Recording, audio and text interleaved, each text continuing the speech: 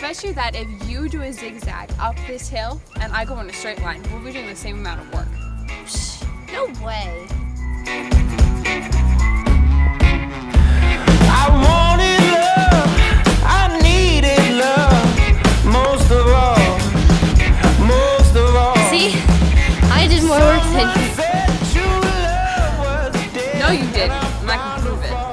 See, to work in physics, it's force times total displacement. So even though you put in more effort going back and forth up the hill, we still did the same amount of total displacement. So we did the same amount of work. Oh, I see. Yep, in physics, kinetic energy is when an object is moving. Remember the equation Vf squared equals Vi squared plus 2AD? Well, if you solve it for acceleration, it equals Vf squared minus Vi squared over 2D.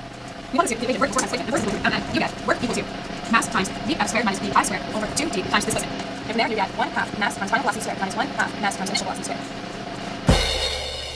And that is change in kinetic energy. Okay, then what's potential? Potential energy is much easier.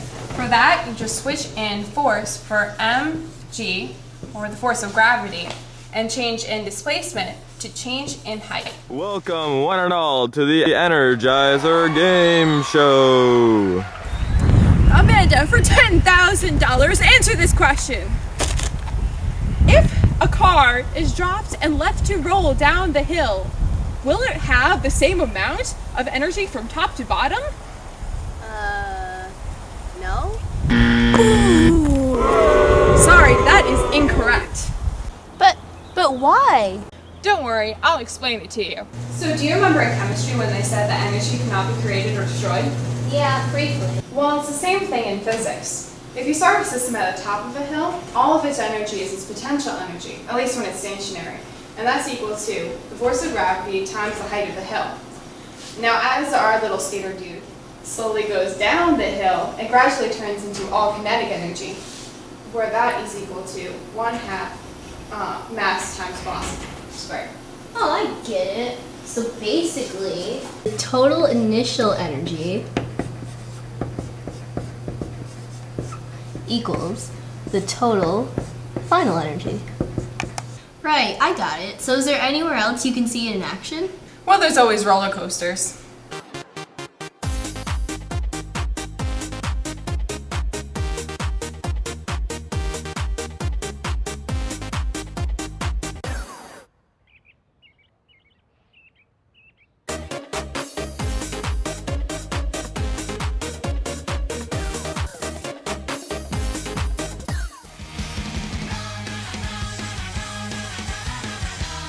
At the top of the hill, there is only potential energy, so its energy equation is equal to mgh.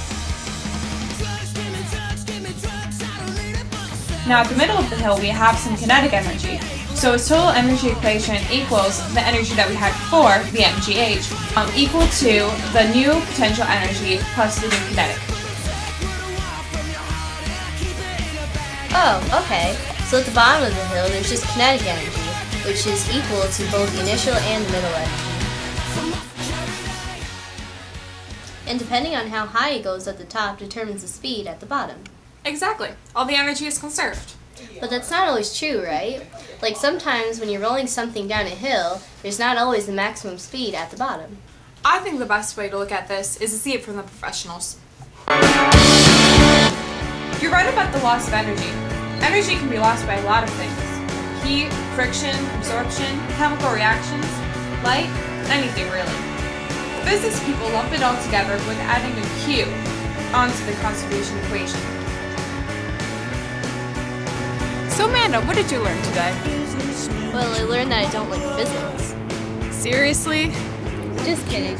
I learned that work depends on displacement, not effort, and equals FD. There are two kinds of energy, potential and kinetic. Energy cannot be created or destroyed, and any loss of energy can be factored in by adding the Q. Great, is there anything else you need to know? Great, let's get out of here, it's freezing. So, I want to get some